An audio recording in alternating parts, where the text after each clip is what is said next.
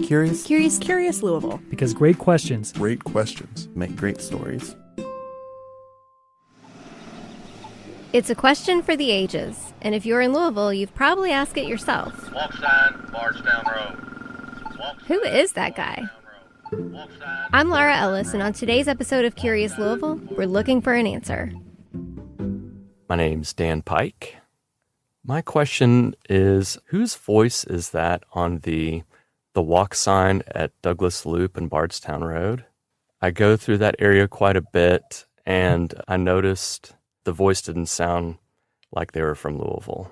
And so I was curious to know how that voice got on the walk sign. My name's Giselle Rhoden. I'm a reporter and producer.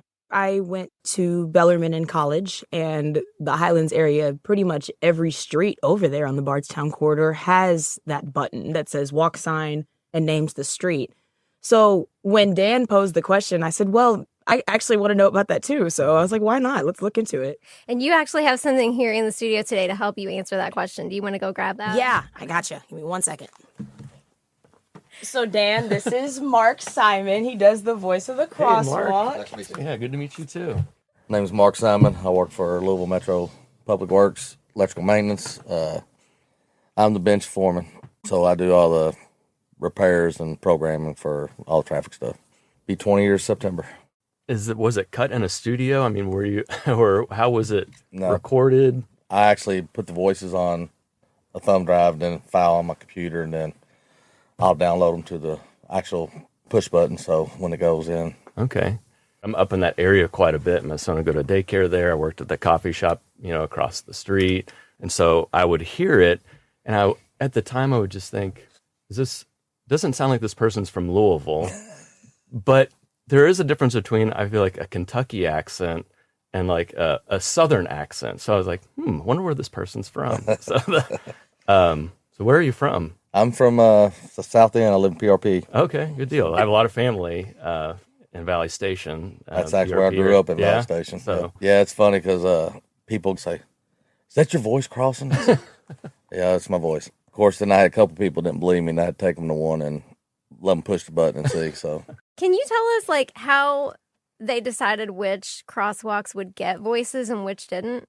Well, like at say Frankfurt Avenue around the School for the Blind, they actually vibrate, beep, so they can tell where it's at. They'll touch it, feel it, know which direction to go, and that's one part where you see it. And then it just depends on how much volume there is, as far as that they decided where they put them at. When did they introduce these voices into these crosswalks? Probably 30 years ago. Wow, I'm surprised at that. Yeah, like I said, Pat was the first one, so that'd be a good question for him because he was the one that started before me. So I did call Pat Seifert, and he told me a little bit about, because he was the first voice of the crosswalk. I've done Brownsboro Road, Frankfurt Avenue. I did some around U of L. So how did you get into doing something like this? It is kind of like, do you just sit there with a mic? How did this kind of work? I worked for Public Works and worked on the controllers in the repair room. And this was something new that they were introducing when they were recording the voice for the crosswalks when they first started. I was in the other room, and I was kind of hanging out watching, and they wanted to know if I wanted to try give it a shot, and I did. And they liked it, so I did it. I never expected any attention to come from it. Do you remember what year it was when you started doing that? 2004, 3, around 2003, 2004. Did people that you know recognize that it was your voice? No, I don't think so. But me and my wife, we'd go down there, and I'd take her and let her hear them, and she liked it. She told her friends about it. So, same question to you, Mark. How did you end up? Job. Once I took that job, that's part of your job, so you got to do it. They were like, this is you now. It's all you. Yep. Get in there and say walk sign 100 times. Yep. That's great. I've had people, let me put my voice on there.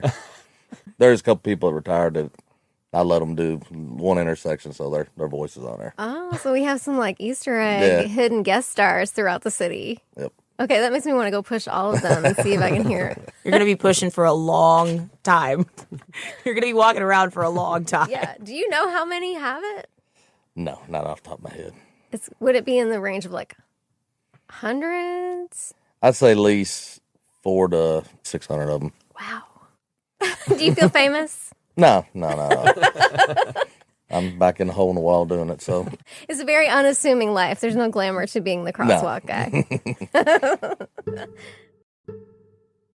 This story was reported by Giselle Rhoden. The question was submitted by Dan Pike. Special thanks to Mark Simon. Walk sign, Bardstown Road. And Pat Seifert.